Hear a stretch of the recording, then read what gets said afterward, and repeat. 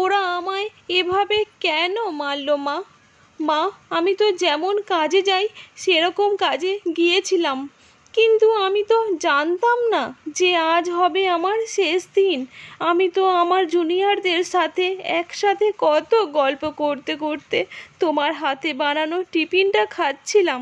তখনও যদি একটু বুঝতে পারতাম। রাত অনেকটা হয়ে যায়, আমি ওয়ার্ডে একা তখন, আর হঠাৎ ওরা আমার সাথে।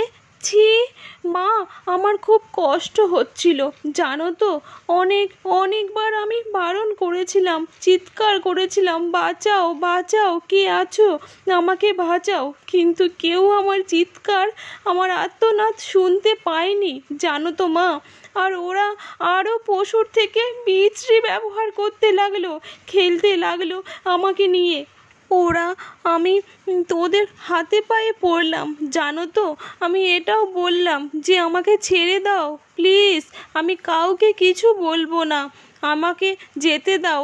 কিন্তু ওরা আর আমার তোমার কাছে একবারও যাওয়ার সুযোগটাই দিল না তোমার কোলে শেষবারের মতো মাথা রাখতে দিল না শেষবারও তোমার হাসি ভরা মুখটা দেখারও, শেষ বিদায় জানানোরও সুযোগ।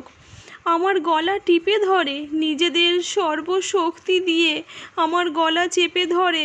জানো মা, আমি অনেক চেষ্টা করি বাঁচার, কিন্তু হয়তো আজ ভগবানও চায়নি আমি হয়তো বেঁচে থাকি। ওই পশুদের শক্তির কাছে আমি হেরে যাই, আমার গলার হাড় ভেঙে যায়। ওরা আমায় ওভাবে ওখানে ফেলে রেখে চলে যায়, ওই বীভৎসভাবে। সকালে সবাই আসে, কিন্তু এ কি, আমি কারোর সাথে কথা কেন বলতে পারছি না? তোমাকেও দেখতে পাচ্ছি, তোমার কত করে ডাকছি, তুমি শুনতে কেন পাচ্ছ না মা আমার ডাক? ও মা, মা গো, এই তো দেখো দেখো না মা, ও মা, এই তো আমি, তুমি কাঁদছো কেন? কি হয়েছে তোমার ও মা? দেখি মা সামনে একটা লাশের দিকে তাকিয়ে হাউমাউ করে কাঁদছে। লাশটার মুখটা দেখতে পেয়ে আমি শিউরে উঠি। এ কি, এটা যে আমার ওই নিথর দেহ! আমি কি তবে মারা গেছি? আমিও কাঁদতে শুরু করলাম। সবাই আমার মৃত্যুতে শোকাহত। সারা দুনিয়া আমার মৃত্যুর ঘটনা আপাতত জেনে গেছে, সবাই বিদ্রোহ করছে, কিন্তু আমি আমার নিথর দেহর দিকে তাকিয়ে রইলাম। আমার শেষটা তো আরও ভালো হতে পারতো বলো মা।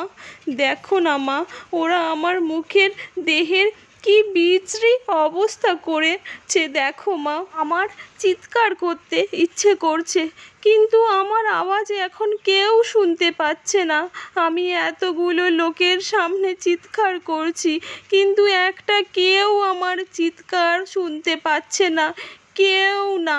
কেউ খারাপ চোখে দেখবেন না, এখানে মৌমিতা ম্যাডামের ইমোশনালিটি তুলে ধরার সূক্ষ্ম প্রচেষ্টা করেছি।